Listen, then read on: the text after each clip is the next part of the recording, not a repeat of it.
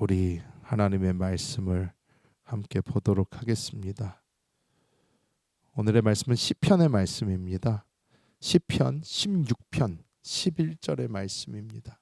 시편 16편 11절의 말씀을 우리가 한 목소리로 합독하겠습니다.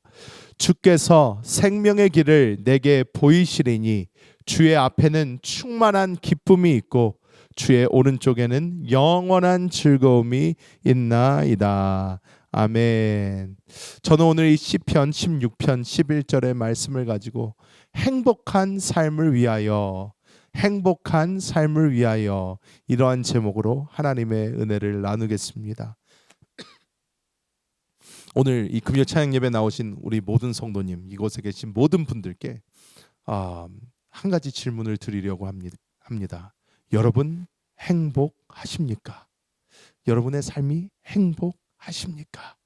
어떤 분들은 물어보자마자 아멘, 저는 행복합니다, 이렇게 말씀하시는 분도 있지만 어떤 분들은 생각을 해봐야 돼요. 내가 행복한가? 별로 안 행복한 것 같은데. 나의 삶에 문제가 참 많은데, 이런 문제도 있고 저런 문제가 있는데, 그런데 선뜻 네 정말 행복합니다 라고 답하는 게 망설여지는 것이 2026년도를 살고 있는 대부분의 사람들이 그렇다라는 것입니다. 사실 우리가 보면 이전 30년 전, 40년 전, 50년 전보다 지금이 훨씬 살기가 좋아졌습니다. 옛날에 인터넷이 어디 있습니까? 옛날에 내비게이션이 어디 있습니까? 제가 미국에 처음 왔을 때만 해도 기억나는 것이 뉴욕까지 그때 운전을 해서 가는데 이 지도를 사서 보면서 지도를 찾아보면서 갔던 기억이 있어요. 계속 그래서 주가 바뀔 때마다 웰컴 센터에 가서 또 지도 뽑아가지고 그 지도 이렇게 보면서 여기서 이렇게 가고 저기서 저렇게 가고 하면서 길을 찾아다니던 기억이 아직도 있습니다. 요즘은 어떻습니까? 주소 하나만 딱 넣으면 아무데나 내비게이션이 왼쪽으로 오른쪽으로 하면서 하고, 그것뿐만이 아닙니다. 요즘에는 AI 시대가 되면서 어때요? 테슬라 같은 차는 어떻습니까? 주소를 넣기만 하면 손을 대지 않아도 알아서 가줍니다. 그냥 나 어디 가고 싶다. 요즘에는요 손으로 치지 않아도 돼요. 말로만 해도 됩니다. 제가 얼마 전에 영상을 보니까 한국말도 다 알아들어요, 테슬라가. 그래서 나 어디로 가고 싶은데 어디 데려다 줄래? 그랬더니 네 거기로 데려다 줄게요 말까지 해요. 그러면서 마음대로 데려다 줍니다. 손으로 하나도 만지지도 않아도 되고 파킹까지 다 해줘요. 그걸 보면서 와, 이렇게 편하고 좋은 세상에 살고 있다니 그랬습니다. 우리가 어떻습니까? 요즘에 밖에 나가서 장 볼 일도 많이 없습니다. 세상이 너무 좋아져서 이 핸드폰 하나만 있으면 어떡합니까? 손가락 하나로 다 물건 시키면 띵동 아침에 물건이 와 있어요. 한국에 쿠팡이 좋다 하는데 우리는 아마존이 있습니다. 아마존 어떻습니까? 세임데이 딜리버리까지 다 해줘요. 와, 이렇게 넓은 미국 땅에서도 같은 날에 배송을 받아볼 수 있다니 너무너무 놀라운 거예요. 그런데 2026년을 살고 있는 우리, 편해지고 좋아지고 다 그랬는데 마음의 병이 생기고 있는 사람들은 그 어느 때보다 많다라는 것이에요. 그 어느 때보다 많아요. 우울증을 겪고 있는 사람들이 한두 명이 아닙니다. 사람들이 다 겉으로는 웃고 있는데 속은 마음이 썩어 들어가고 있어요. 정말 많은 지식이 있고 많은 능력이 있고 돈이 있고 가진 게 참 많고 세상은 너무나 편리해져 가는데 사람들의 마음은 썩어 들어가니까 이 사람들은 삶 가운데 기쁨과 행복을 누리지 못하고 하루하루 많은 부유함 속에서도 슬퍼하는 사람들이 너무나 많다라는 것입니다. 우리가 왜 이렇게 행복하지 못한 삶을 살고 있을까요? 도대체 행복을 찾기 위해서는 어떻게 해야 될까요? 우리 나름대로 공식을 세워보려고 합니다. 우리 나름대로 방법을 찾아보려고 해요. 하지만 우리가 이 모든 노력 후에도 아직도 행복하지 못한 나를 보고 있다면 우리는 과연 어떻게 해야 행복해질 수 있을까요? 첫 번째로 우리가 행복하지 못한 이유를 본다면 바로 우리는 행복에 대한 잘못된 공식을 가지고 있기 때문입니다. 행복을 위한 잘못된 공식을 가지고 있다라는 거예요. 우리가 이 사람들이 보통 행복하기 위해서 나는 무엇이 필요하다. 만약 이게 이렇게 된다면 나는 행복해질 것이다. 만약 이게 이렇게 된다면 나는 행복해질 것이다. if, 영어로 말하면 if라는 걸 많이 씁니다. 나에게 차가 있다면 나는 행복해질 거야. 나에게 신발이 있다면 나는 행복해질 거야. 나에게 좋은 음식이 있다면 나는 행복해질 거야. 조건이 있다라는 거예요. 사람들은 내가 이것 때문에 불행해.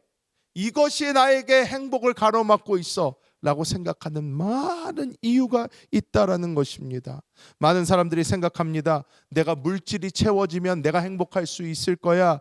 내 배우자가 내 입맛에 맞게 변한다면 내가 행복할 수 있을 거야. 내 자녀가 내가 생각하는 대로 자라준다면 내가 행복할 수 있을 거야. 그런데 우리가 이 모든 것이 우리의 뜻대로 된다 하더라도 우리 사람 속에는 채워지지 않는 부분이 있다라는 것입니다. 우리가 히브리어로 행복을 뜻하는 단어 아슈레이라는 단어가 있습니다.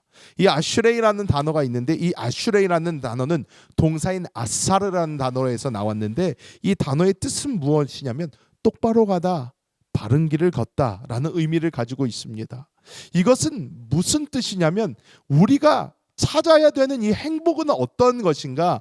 행복은 우리가 하나님과의 올바른 관계에 있고 하나님의 길로 바르게 걸어가고 있을 때에 우리가 누릴 수 있는 것이다 라는 것을 이 히브리어에서는 보여주고 있는 것이에요. 우리는 잘못된 것에 기대를 걸고 있습니다.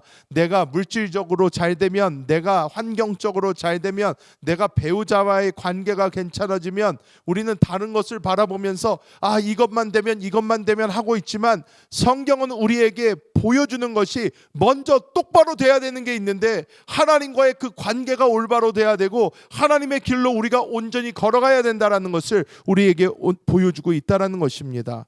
시편 146편 3절에 어떻게 말씀하고 있습니까? 함께 읽어볼까요? 귀인들을 의지하지 말며 도울 힘이 없는 인생도 의지하지 말지니 이렇게 이야기를 합니다. 여기서 보면 사람들이 보통 나의 행복을 위해서 인맥들을 많이 찾아요. 사람들과의 관계 굉장히 중요합니다. 그래서 우리는 내가 높은 사람 하나 알아놓으면, 내가 필요한 사람 하나 알아놓으면 내 삶이 편리해지고 아주 행복해지겠지라고 생각을 합니다. 편리해질 수 있습니다. 하지만 그것이 여러분이 원하는 행복을 가져다 주지는 않아요. 우리가 또 알아야 되는 것, 잠언 23장 5절의 말씀 우리가 함께 읽어볼까요? 내가 어찌 허무한 것에 주목하겠느냐? 정령이 재물은 스스로 날개를 편 하늘을 나는 독수리처럼 날아가리라 이렇게 말씀하고 있습니다. 우리가 행복의 근원으로 삼는 그 조건들을 보면 너무나 쉽게 변하고 너무나 허무합니다. 내가 돈이 요만큼만 있으면 좋겠다, 저만큼만 있으면 좋겠다 하는데 여러분 그것은 우리에게 진정한 행복을 가져다 줄 수 없습니다. 제가 재밌는 말씀을 해드리면 저는 청년들 사역을 참 오랫동안 했습니다. 청년 사역을 하면서 한국에서 이제 고등학생이 갓 대학생으로 올라온 친구가 있었어요. 그 친구가 이제 올라오면 제가 따로 양육을 시켰습니다. 따로 공부를 시켰는데 그 시간에 제가 물어봤어요. 얘야, 너는 무엇이 있으면 행복할 것 같니? 라고 물어봤어요. 무엇이 있으면 행복할 것 같니? 그랬더니 이 친구가 저한테 진짜 심각한 얼굴로요 이렇게 얘기를 했습니다. 목사님, 저는 한 달에 200만 원을 벌 수 있으면 정말 행복할 것 같아요 라고 얘기를 하는 거예요. 200만 원 얼마인지 아십니까? 지금 $1,500도 안 됩니다. If I make $1,500 a month, I'll be a happy person. 그렇게 얘기를 했어요. 제가 보면서 웃었습니다. 정말 200만 원이면 행복할 것 같니? 그랬어요. 그런데 거기에 새가족 담당하는 청년들이 있었어요. 한 4, 5년 선배들입니다. 그 애들이 앉아 있어서 제가 물어봤어요. 야, 너는 그러면 200만 원 벌면 행복하겠니? 그랬더니 얘네 막 웃어요. 목사님 200만 원으로 어떻게 살아요? 그러는 거예요. 그러면 너희는 얼마 벌면 행복하겠니? 너희는 뭐가 있으면 행복하겠니? 그랬더니 이 친구들은요, 역시 사회생활을 좀 했어요. 그래도 목사님 한 달에 한 500 이상 벌어야지. 그래도 좀 행복하겠죠. 이렇게 얘기를 하는 거예요. 제가 그래서 막 저도 재밌어서 웃었습니다. 500만 원 벌면 행복할 것 같니? 1000만 원을 벌면 행복할 것 같니? If you make $5,000 a month, $10,000 a month, you think you'll be satisfied? You'll be happy? 물어봤어요. 그런데 이 친구 갓 올라와서 새내기 친구 200만 원이면 행복하다는 그 친구 1년이 지난 뒤에 똑같이 물어봤습니다. 얘야, 너 200만 원 넘게 벌지 않니 요즘에? 너는 그런데 행복하니? 라고 물어봤어요. 그때 그 친구가 저한테 그럽니다. 목사님 400은 벌어야 되는 것 같아요 라고 얘기를 해요. 사람들은 조금씩 이것만 되면 요만큼만 벌면 요 정도만 되면 행복할 거라고 생각을 하는데 여러분 막상 그 금액을 딱 채우면 어떻습니까? 조금 더 벌어야 되네. 이걸로 안 되네. 빌리어네어들이 있습니다. 빌리어네어들. 그 빌리어네어들한테 물어봤어요. 누가? Do you think you have enough money? 당신 돈이 충분히 있다고 생각하십니까? 그랬더니 모든 빌리어네어들이 거의 비슷한 답을 해요. 조금만 더 있었으면 좋겠습니다. 빌리어네어예요. 그 빌리어네어들도 물질, 돈이 지금보다 10배가 있어도 충분하지 않다라고 느낀다는 거예요. 충분하지 않다. 우리는 자꾸 뭔가 변해야, 내 자녀가 변해야, 내 남편이 변해야, 내 아내가 변해야, 내 통장의 잔고가 변해야 내가 행복해질 거라고 생각을 하는데 그 모든 것을 다 가져봐도 우리 안에는 정말 그 행복이 오지 않는다는 거예요. 잠시 잠깐 좋을 수는 있습니다. 야, 나의 목표를 이뤘다. 나의 뜻을 이뤘다. 좋을 수 있어요. 또한 아내, 자녀, 내가 원하는 대로 어떻게 바뀐 것 같아요. 하지만 그럴 때마다 조금 더 원하게 되는 것이 바로 사람의 마음이라는 것입니다. 여러분, 인류 역사에서 얼마 안 됐습니다. 크리스티나 오나시스라는 사람이 있었어요. 이 사람은 누구냐면 이 사람은 아버지가 아리스토텔레스 오나시스라고 해서 큰 선박 왕이었어요. 돈을 어마어마하게 가지고 있었던 사람이었어요. 그래서 이 여자는 태어날 때부터 아버지의 수조 원대의 유산을 물려받았어요. 태어나면서부터 완전 다이아몬드 수저인 거예요. 근데 이 사람은 세계 곳곳마다 좋은 저택들, 비싼 어떤 야트들, 전용기를 타고 다니면서 모든 것을 누리면서 다 사는 그런 삶을 살고 있었는데 이 사람은 어떻게 해요? 행복해지기 위해서 결혼을 4번을 했어요. 이 사람이랑 살면 좀 나아질까? 저 사람이랑 살면 좀 더 나아질까? 결혼도 4번이나 해봤는데 이 사람이 결국 이야기한 것은 나는 세상에서 가장 가난한 여자다. 내가 가진 것은 오직 돈밖에 없다. 이렇게 얘기를 하다가 극심한 우울증과 약물 중독에 시달리다가 37살에 죽고 맙니다. 37살. 지금 저 그림을 보면 우리가 볼 때 37 넘어 보이지 않나요? 근데 이 37에 갔어요. 이 분의 삶은 우리에게 보여주는 공식이 있습니다. 무엇이냐? 우리 한국 사람들에게는 무슨 공식이 있습니까? 좋은 학교, 좋은 직장, 좋은 사람과 결혼하면 행복하다라는 공식이 있어요. 이거는요, 예수를 믿든 믿지 않든 모든 한국 사람들한테 물어보면 다 똑같이 얘기해요. 좋은 학교를 나오고 좋은 직장을 얻고 좋은 사람 만나서 결혼하면 행복해진다. 여러분, 저는 이 3가지를 다 가진 사람들을 너무 많이 알아요. 그런데 그들의 삶이 행복하지 않아요. 행복하지 않아요. 제가 한번 이 모든 것을 다 갖춘 사람하고 얘기한 적이 있어요. 이분은 서울대학교를 나왔습니다. 한국의 최고 대학이에요. 이분은 한국에서 제일 좋은 회사라는, 우리가 이름만 얘기하면 아는 그 회사를 다녀요. 3으로 시작하는 회사를 다닙니다. 그리고 이분은 좋은 사람을 만나서 결혼을 했어요. 그런데 이분과 제가 얘기를 하면서 제가 얘기를 합니다. 제가 얘기를 했어요. 당신이 아는 모든 사람 중에서 제일 행복한 사람 누구냐? 제일 하루하루를 행복하게 사는 사람이 누구냐? 한번 얘기해봐라. 제가 물어봤어요. 그랬더니 그분이 이렇게 보면서 그래도 목사님이 제일 행복하게 사는 것 같다. 그래요. 제가 그래서 그랬어요.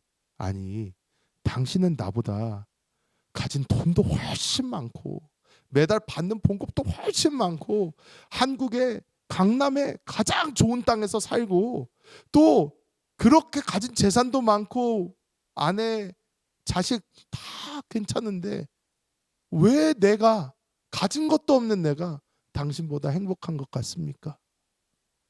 제가 그랬어요. 행복의 공식만 맞추면 될 것 같지만 그 공식을 다 가지고 있어도 행복하지 않다. 그랬더니 이분이 되게 놀라운 이야기를 합니다. 자기가 한 달에 한 번씩 어떤 사람들을 만난다는 거예요. 한국에서 굉장히 영향력 있고 굉장히 힘 있고 굉장히 돈이 많은 사람들을 만난대요. 한 달에 한 번씩 만나서 파티를 한다고 합니다. 만나서 같이 술 먹고 논다고 해요. 그런데 이 사람이 그래요. 거기에 있는 사람들 그 한 번의 모임을 위해서 수천만 원을 쓴다고 합니다. Tens of thousands of dollars. 그렇게 쓰면서 같이 술 먹고 노는데 그분이 저에게 되게 놀라운 말을 해줬어요. 거기에 있는 사람 중에 행복한 사람은 없다 라고 얘기를 해요. 제가 그 말을 듣고 제 마음속에 너무나 큰 충격을 받았어요. 사람들이 모든 것을 가지고 있는 것 같아도 행복하지가 않구나. 행복하지가 않구나. 그래서 우리가 보아야 되는 것이 우리 사람의 인간의 구조적 그 한계를 봐야 돼요. 왜 사람이 행복하지 못하는지, 많은 돈이 있고 많이 배우고 해도 왜 행복하지 못한지 우리는 그 구조적 문제를 봐야 된다는 거예요. 사람의 구조적 한계가 무엇인가 보면 우리는 영적인 관점에서 사람이 어떻게 생겼는지를 분명히 봐야 됩니다. 성경은 사람이 하나님 안에서 영과 혼과 육으로 만들어졌다고 이렇게 이야기를 해요. 영혼육 이렇게 세 가지로 만들어졌다고 합니다. 그런데 사람이 그렇기 때문에 이 겉에 육신을 옷도 잘 입고 잘 먹고 그리고 혼 생각을 많은 지식으로 채워넣고 하더라도 사람의 영이 채워지지가 않으면 절대로 행복할 수가 없다라는 거예요. 빈 공간이 늘 존재한다라는 것입니다. 전도서 5장 10절의 말씀 보면 뭐라고 말씀하나요? 은을 사랑하는 자는 은으로 만족하지 못하고 풍요를 사랑하는 자는 소득으로 만족하지 아니하니 이것도 헛되도다. 내가 물질적인 것으로 행복을 찾을 수 있다고 믿는 그 모든 사람들 그거를 많이 갖게 되어도 뭐라는 거예요? 만족하지 못한다는 거예요. 이것을 누가 얘기하는 거예요? 세상에서 가장 부자면서 가장 똑똑했던 사람 솔로몬이 했던 말이에요. 솔로몬이 하는 거예요. 솔로몬 모든 걸 가졌어요. 금과 은과 모든 사치용품 다 가지고 있었습니다. 또 솔로몬은 그 당시에 하나님이 주신 지혜가 있었어요. 와이프가 1000명이 있었습니다. 그런데 이 솔로몬이 한 얘기예요. 무엇으로도 만족이 안 된다라는 거예요. 무엇으로도 행복하지가 않다라는 것입니다. 잠언 27장 20절에도 어떻게 이야기합니까? 스올과 아바도는 만족함이 없고 사람의 눈도 만족함이 없느니라 이렇게 이야기합니다. 무엇이냐면 사람은 영적인 존재이기 때문에 사람의 이 육신의 눈으로 보는 이 모든 것, 사람의 혼적인 모든 것도 그 사람에게 진정한 만족을 줄 수 없다라는 거예요. 여러분, 사람들 이 세상에서 되게 높이까지 잘 가는 그런 사람들을 이렇게 살펴보면 그 사람들은 공통점이 있습니다. 무엇이냐면 맨 처음에 육신을 위해서 돈을 씁니다. 맨 처음에 돈이 없었어요. 그래서 생각을 합니다. 내가 돈이 많으면 행복해지겠구나라는 생각을 해요. 돈을 많이 갖게 되면 이 사람들이 처음에는 막 명품도 사보고 좋은 걸로 자기를 막 치장도 해보고 뭘 다 해봐요. 그런데 행복이 없어요. 행복하지가 않아요. 그러면 이 사람들이 두 번째 보는 게 무엇이냐면 지식적인 면을 봅니다. 아니면 세상의 명예 같은 거를 보기 시작해요. 그래서 두 번째로 이 사람들이 해보는 것이 공부를 해봐요. 가서 박사학위도 따보고 이것저것 공부도 해보고 막 합니다. 박사학위도 따고 또 세상적 명예도 어느 정도 얻었는데도 만족함이 없어요. 만족함이 없으니까 나중에 맨 마지막에 이 사람들이 가는 곳이 어디냐면 그때서야 종교를 찾아요. 내가 종교에서 무엇을 볼 수가 있을까? 여러분, 한국에 되게 유명한 인물 중에 JYP라는 사람이 있습니다. 박진영이라는 사람이 있습니다. 이 박진영이라는 사람이 뭐 이단이다 아니다 말하는 사람은 많은데 이 박진영이 하는 이야기는요, 이것을 너무나도 잘 보여주고 있어요. 무엇이냐면 이 박진영이라는 사람은요, 가수로서 성공했습니다. 돈을 많이 벌어봤어요. 돈을 많이 벌었는데도 행복하지가 않은 거예요. 만족이 없는 거예요. 그래서 박진영은 생각을 했대요. 내가 그러면 명예를 챙기면 되지 않을까 해서 미국 빌보드에 이 그룹을 올리는 사람이 되어보자 해가지고 원더걸스라는 팀을 만들어서 이 팀을 미국 빌보드까지 올렸어요. 그 당시에 사람들, 한국에서 그런 사람이 없었대요. 명예도 얻었어요. 명예를 얻었는데도 행복하지가 않더래요. 아이고, 그럼 내가 뭘 더 해야 되나 하다가 주변에 있는 자기가 볼 때 좀 행복하게 사는 사람들을 보니까 기부를 그렇게 하더래요. 그래가지고 그럼 나도 기부하고 또 좀 남에게 나누어주는 삶을 살면 좀 기쁠까 하면서 자기도 기부를 열심히 해봤대요. 그런데 돈을 어느 정도 줘도 맨 처음에는 조금 좋은가 그랬는데 진짜로 만족이 없는 거예요. 그 마음속에 이 텅 빈 공간이 채워지지가 않는 거예요. 그래서 이 박진영이 결국은 자기가 세상에 있는 모든 종교란 종교를 다 파고 자기가 직접 그 경전을 들고 자기가 그것에서 진리를 찾으려고 하다가 결국 자기는 하나님을 만났다, 이렇게 이야기를 합니다. 자기가 진짜로요, 이 사람은요, 성경을 들고 이스라엘까지 갔어요. 그리고 학자들이랑 같이 연구를 하고요, 이것을 공부를 하고요 해서 자기가 다 따져봤는데 이게 맞다라는 거예요. 그래가 자기는 이걸 믿게 되었다, 이렇게 얘기하는 것을 들었습니다. 여러분, 사람은 영을 채우지 못하면 끝까지 그 빈 공간이 있는 거예요. 우리는 영적인 존재로 하나님 만드셨기 때문에 그 영이 하나님의 생명으로 반드시 채워져야만 합니다. 여러분, 우리가 잘 아는 레오 톨스토이가 있습니다. 러시아의 문호죠. 어마어마하게 똑똑한 사람이죠. 그런데 이 레오 톨스토이가 백작이라는 귀족 신분이 있었어요. 아셨나요? 이 백작이라는 귀족 신분을 가졌었고 당대의 최고의 명성과 막대한 부가 있었어요. 그리고 뭐 우리가 잘 아는 전쟁과 평화, 아나 카레니나 뭐 이런 걸작들을 남기면서 세계적으로 어마어마하게 유명한 이 사람인데, 이 사람이 자전적 에세이인 참회록이라는 걸 썼는데 거기에 이렇게 고백을 합니다. 내 삶은 멈추어 버렸다. 나는 살고 싶었지만 살아야 할 아무런 이유를 찾지 못했다. 모든 것이 있었음에도 불구하고 극심한 허무주의에 빠져버립니다. 그러다가 이 모든 것 가운데서 영적인 것이 채워지지가 않으니까 발버둥 치다가 하나님을 아는 것만이 곧 사는 길이다라는 결론에 50대에 도달을 합니다. 그래서 이분은요, 그때부터 하나님을 믿고 그때부터 하나님을 따르는 삶을 살기를 시작을 합니다. 레오 톨스토이, 그 똑똑한 분 이야기입니다. 이분이 모든 것을 다 갖고 모든 것이 있었지만 계속 불행한 거예요. 행복하지가 않아요. 돈도 있고 명예도 있고 사람들 다 알아줘요. 만나는 사람마다 박수칩니다. 그런데 불행했다라는 거예요. 그런데 하나님 안에서 이분은 해답을 찾았다라는 것입니다. 자, 그러면 우리는 우리의 행복 어떻게 얻을 수 있나? 우리의 무한한 이 마음의 욕심과 무한한 우리 마음에 있는 이 구멍을 우리는 무한하신 하나님으로 메꿔 넣어야 한다라는 것입니다. 우리가 잘 아는 프랑스의 수학자이자 사상가였던 파스칼이 이런 이야기를 했어요. 모든 사람의 마음에는 하나님께서 만드신 하나의 공백이 있는데 이것은 세상의 그 어떤 것으로도 채울 수 없고 오직 예수 그리스도를 통하여 하나님만이 채우실 수 있다라고 이렇게 이야기를 했습니다. 이 파스칼이라는 분은 수학자로 천재입니다. 천재. 근데 이분이 하나님을 만났어요. 그리고 이 얘기를 하는 거예요. 모든 인간의 마음속에는 이 공허함이 있는데 하나님이 만들어 놓은 이 구멍이 있는데 이것을 채울 수 있는 것은 오직 예수 그리스도밖에 없다. 예수 그리스도로 그것을 채워야만 우리가 더 이상 허무해지지 않는다는 거예요. 많은 사람들이 자꾸 행복을 다른 데서 찾으려고 하지만 영원하신 그리스도께서 내 안에 들어오실 때에 우리는 환경을 초월하는 기쁨을 누리게 되고 환경을 초월하는 행복을 누리게 됩니다. 여러분, 그런데 어떤 분들은 얘기할 거예요. 나는 예수를 믿는데도 왜 나는 그렇게 행복하지가 않을까?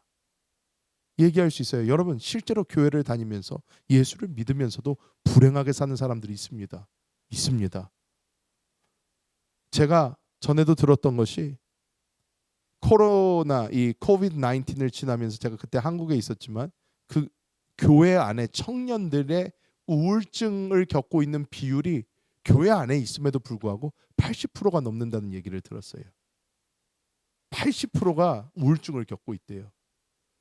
제가 그 얘기를 듣고 얼마나 놀랐는지 모릅니다. 예수 믿는데 왜 우울증에 걸리지? 예수 믿는데 어떻게 우울증에 걸릴 수가 있지? 그런데 예수를 믿어도요, 하나님과의 만남이 없으면요, 우울증 걸릴 수 있습니다. 제가 여러분에게 말씀드리는 예수 그리스도로 내 안을 채운다, 하나님의 생명으로 내 마음을 채운다라는 것은 실제적인 이야기지 이론적인 얘기, 우리가 생각하는 사상적인 이야기가 아닙니다. 실제를 이야기하고 있습니다. 실제적인 영이신 그분이 내 안에 들어오셔서 내가 그 성령 하나님과 교제가 있는 거예요. 그분의 생명을 누리는 거예요. 그분의 생명을 느끼는 거예요. 그분의 말씀에 순종하며 그분과 함께 이 세상을 걸어가는 거예요. 이거는 다릅니다. 이것은 그냥 내가 종교를 갖고 있는 것과 달라요. 내가 그냥 저 예수 믿는 사람입니다. 성경 말씀 믿습니다. 와 다릅니다. 내가 살아계신 하나님과의 교제가 있고 교통이 있고 그 가운데서 있는 생명의 교류가 있다는 것은 완전히 다른 거예요. 저도 이런 것을 참 많이 체험을 합니다. 저라고 목사라고 매일매일 하루하루의 삶이 늘 좋고 아름답고 모든 것이 완벽하지 않습니다. 전혀 그렇지 않아요. 저의 삶 가운데도 고난이 있고 역경이 있고 힘듦이 있고 나의 행복을 앗아가는 것들이 분명히 있습니다. 분명히 있는데 그럴 때마다 저는 무슨 노력을 하나? 하나님을 붙잡는 노력을 합니다. 직접 하나님께 나아가는 거예요. 하나님, 지금 내 상황이 너무 힘듭니다. 너무 어렵습니다. 마음이 너무 또 힘듭니다. 이 사람과의 관계가 힘듭니다. 저 사람과의 관계가 힘듭니다. 나의 물질이 힘듭니다. 나의 환경이 힘듭니다. 하나님 앞에 가는 거예요. 하나님 앞에 갈 때에 내가 그분을 만질 때에 오늘 시편 우리의 본문 말씀 16편 11절에 나오는 그 놀라운 하나님의 기쁨이 내 안에 찾아오게 되는 것이에요. 하나님을 만나면 행복할 수밖에 없습니다. 내가 행복하지 않은 것은 하나님을 만나지 못해서 그래요. 내가 하나님을 만나면 지금 온 세상이 무너져도 나는 행복한 사람이 됩니다. 이것은 실제입니다. 실제입니다. 많은 사람들이 생각을 합니다. 나는 예수를 믿어요. 나는 교회를 다닙니다. 그런데도 내 삶은 별로 행복하지는 않습니다. 그렇다면 여러분, 하나님 못 만나고 있는 것입니다. 간단하게 얘기하면 그렇습니다. 하나님을 못 만나기 때문에 그런 거예요. 여러분, 교회에 나오고 있는데 내가 교회에 와서 예배를 드리는데도 내 마음에 기쁨이 없다, 감격이 없다, 감사가 없다. 여러분, 이것은 큰 문제입니다. 작은 문제가 아니에요. 나올 때마다 하나님을 만나야 됩니다. 하나님을 만나서 그곳에 있는 하나님의 생명과 기쁨을 누려야 돼요. 이러지 않는다면 뭐하러 교회 옵니까? 교회 와서 우리가 1시간씩 2시간씩 교회 안에 있습니다. 기도도 합니다. 모두 찬양도 합니다. 말씀도 듣습니다. 그런데 내가 하나님과 만나지 못한다면 아무런 소용이 없어요. 내 마음은 똑같습니다. 기쁨도 없고 즐거움도 없고 아무것도 없어요. 영적인 대화를 나누는 것, 영적으로 하나님을 함께 바라볼 수 있는 것, 이런 것이 되게 중요합니다. 그렇기 때문에 여러분, 우리 주변을 이 교회 사람들과 올바른 교제를 나누는 것이 굉장히 중요해요. 굉장히 중요해요. 그냥 만나서 다른 것을 하는 게 아니고 하나님 안에 있는 생명적 대화를 나누는 거예요. 이런 대화를 나누면 내 마음속에 하나님의 생명으로 채워집니다.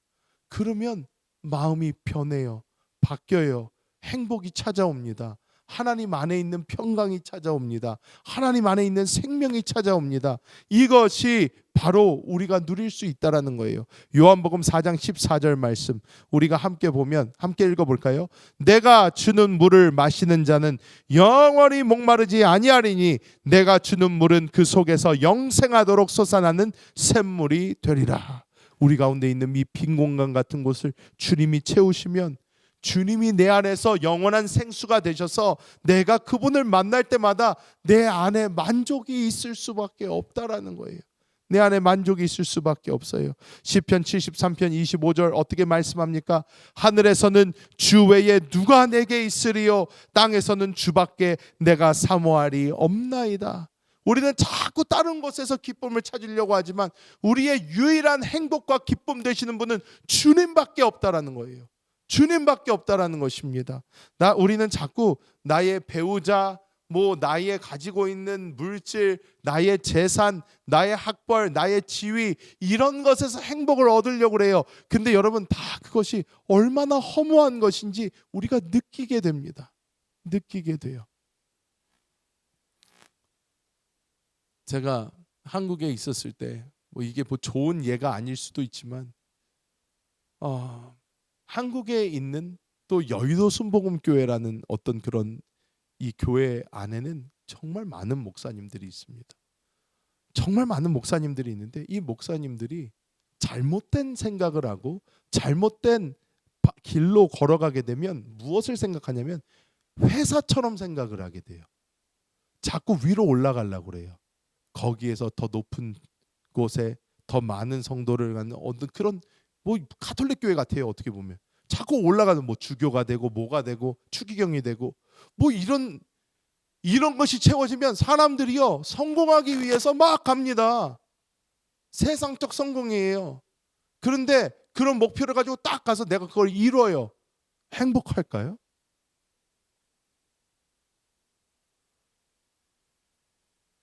제가 그런 모습을 한국에서 이렇게 보면서 마음속에 한 면으로는 제 인간적인 모습이 올려오면 저렇게 가야지 되는 거구나. 그런데 다른 한 면으로는 저게 하나님의 길일까? 동시에 생각이 드는 거예요.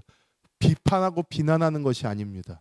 그런데 이것이 인간적으로 생각이 되면 인간적 성공, 지위, 목표를 향해 가게 된다라는 거예요. 우리가 세상에서 삶이 다 똑같아요. 이런 것을 위해서 가지만 하나님을 만지지 못하면 하나님 밖에 있으면 이 모든 것이 헛되고 더 헛되지는 것밖에 안 된다라는 것입니다. 여러분 하나님으로 채워진 삶이 얼마나 찬란한지를 보여주는 가장 좋은 인물 중에 한 분, 제가 너무나 좋아하는 이 분 누구냐면 페니 크로스비라는 사람입니다. 페니 크로스비. 페니 크로스비라는 이분은요 1820년부터 1915년까지 사신 분인데요. 이분이 9,000곡 이상의 찬송가를 썼어요. 9,000곡. 자, 이분이 쓰신 찬송가 제가 제목만 불러드릴게요. 조금이에요. 많지 않고.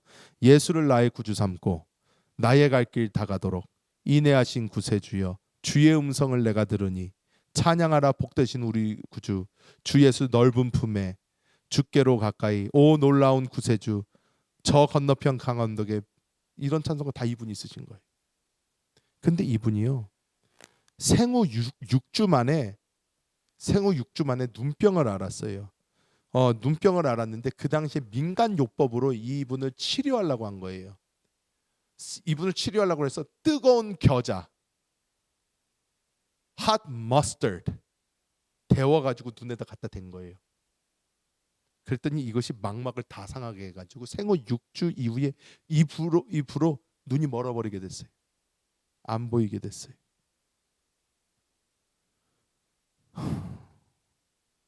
8살에 이분이 이런 시를 썼다고 합니다. 8살. 내 영혼이 얼마나 행복한지 다른 사람들은 모를 것입니다.